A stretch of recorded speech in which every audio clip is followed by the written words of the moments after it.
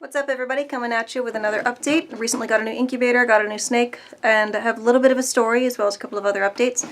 So bear with me, this shouldn't take too long. Alright, let's get into it. So this, friends, is my new Sea Serpents incubator, the 24 by 24 inch version. As you can see, it comes with the VE200 thermostat. This thermostat comes with 3 settings: dimming, on, off, and pulse. I found pulse to be way too weak to maintain any kind of significant temperature. We are incubating ball pythons here, so we need up to 88, 89, sometimes 90 degrees, and it was really struggling. So the dimming seems to work relatively well, and for obvious reasons I haven't bothered trying the on-off. But I am having a little bit of an issue. Like that it has a little light on it, that's nice. So it features these nice locks on the side to keep it sealed. It is currently running. There's a little computer fan there to move the air around. The problem that I'm having is that my temperatures are kind of different throughout the incubator. The walls versus the floors versus the ceiling versus the tubs, and even the 2 tubs are at 2 different levels. So let's see what we got here. This tub is reading at 88. What is that? 88.9. Okay. Which is not bad at all. This one's reading at 90.1, 90.2. Actually, those are pretty close. They're usually more off than that. So I haven't figured it out yet. I'm just having a little bit of difficulty getting consistency throughout the incubator temp-wise. As you can see, I've got these water bottles strewn about, including in the back there. Trying to maintain more consistent temperatures. It seems to be working. There was about like a 3-degree difference between the top tub and the bottom tub, and now they're more within a degree, which is good. We're getting there. I'm actually working with the owner of Sea Serpents right now. He's going to send me a new fan just to see if it's an air circulation issue. But this thing does maintain like temp inside really well compared to the rest of the room. I am in New Hampshire in just an apartment. I'm not in a temperature controlled facility. And the room does get rather cold at night, and the incubator still stays relatively warm as to roundabouts where I set it. It's just getting consistency throughout the incubator itself that I'm working on. So we'll see if swapping out the fan helps. But what I'm loving about this thing so far is it perfectly fits exactly where I had the other one that was a little bit smaller, which is below my main enclosure for my big female there and between my 2 storage shelves. So it doesn't take up any additional space in the room. But unlike the other one, I could only fit 2 tubs, one on top of the other. But in this one, I can fit 4 of these Sterilite locking tubs. These are a little bit wider than your standard baby tub, like those up there, which is what a lot of people use, and I wanted to use these instead. So because, especially with the lids and the gaskets, it makes them wider, I remove the water bottles. I can easily fit 2 side by side. As you can also see, there is a false back. The heat tape or heat element is behind this back panel. So I think that the fan is actually sucking air in, pushing it down, and then it's coming through an opening in the bottom. You probably can't see it, but an opening in the bottom and kind of moving through the incubator like that.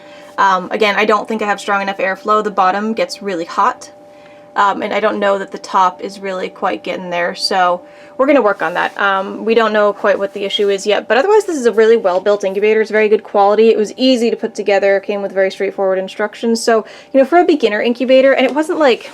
It was expensive for me because I'm a broco, but it wasn't expensive for a decent PVC incubator, let's be honest.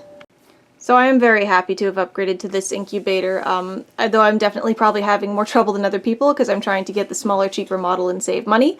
But this is way better than the other incubator I had. The other one I had, the door didn't even seal, like there were actual visible gaps in the door, and it didn't have a gasket or anything, didn't have a light. The design was much more rudimentary, and it was, you know, it was like half the cost of this one. It was fine for an introductory incubator. It got me a couple of clutches hatched, but there was a lot of problems with consistency, even more of a like temp range than this one has, and I did not have a decent thermostat for it, but it definitely got me started. Now bear in mind, this is not like an official review of Sea Serpents incubators or anything. I don't have enough experience incubating eggs or with incubators to know comparatively one to the other, like what's dramatically better, what to buy or anything. I just know that this is way better than the other one that I had, and I'm looking forward to using it. I think that 4 bins is really all I'm going to need in the long run. I'd be shocked if at any point I was breeding more than that. But I guess it remains to be seen. But yeah. I'm very happy to have this. This is a nice step forward in my little, you know, small breeder journey.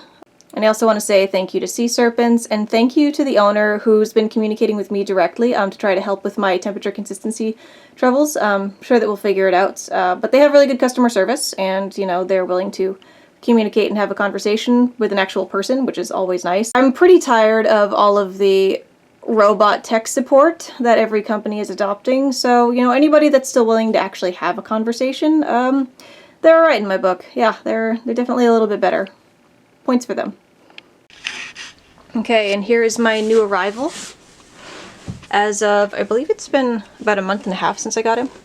This is his little quarantine tub, where he's spending a couple of months. I've decided to name him Geralt of Rivia. Any Witcher 3 fans out there will appreciate that. I absolutely love that game, and I have a couple of snakes named after characters from that game. But this guy is a GHI Mahogany, Het Pied, and Het Albino. He is in shed, sorry about that. So, I will be naming the breeder because not only did this little guy arrive underweight and infested with mites, but the breeder was also very inflexible as far as payment methods, which I understand that some people have limitations, but he only wanted to use a very obscure payment method that not a lot of people use. I had a couple of other easier, more safe and reliable options, and he refused to do it. But I really needed this male, and there were no others like him, so I decided to kind of take a risk and give it a chance, hoping that, you know, if anything did go wrong, that he would make good on it. Hey, buddy!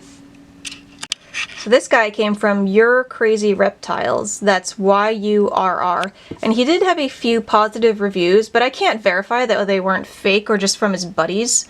I couldn't see anything about these people's accounts, I couldn't see if they were other breeders.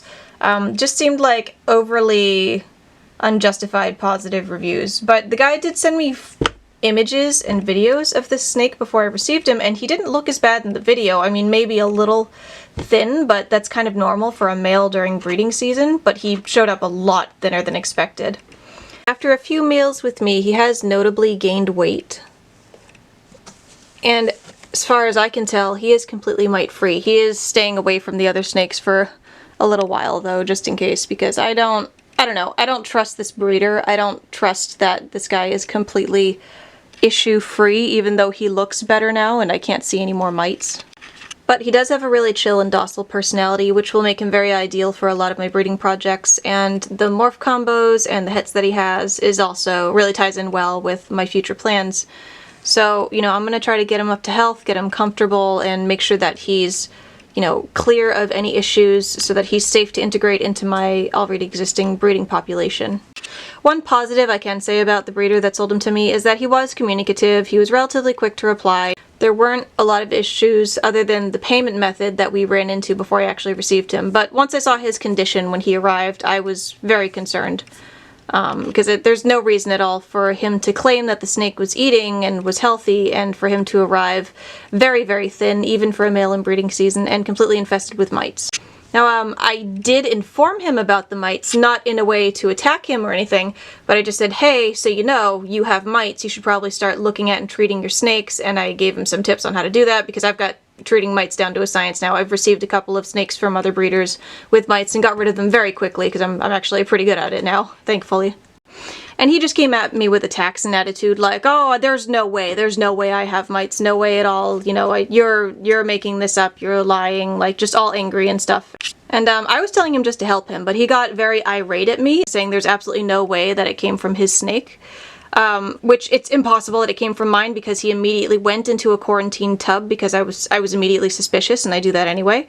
And he was kept in a completely separate room from my other snakes, so he came in absolutely no contact with any of my other animals upon arrival, so it's physically impossible for anything in my collection to have given him mites, and I examine my snakes constantly. I handle them, I clean up after them. They're not like typical breeder stock where they just stay in a dark tub and, you know, never get touched or looked at, so yeah, Your Crazy Reptiles. I, you know, wanted to give you the benefit of the doubt. You know, I appreciate that I have this boy now. Hopefully he will be problem-free and become a good breeder for me. I love his personality, and now he is eating well.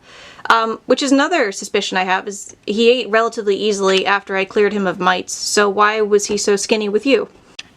Anywho, I don't typically like to call people out like that, but you were kind of rude to me, you were a little bit difficult, you sent me a snake with mites that was underweight, so I really have no reason to protect you.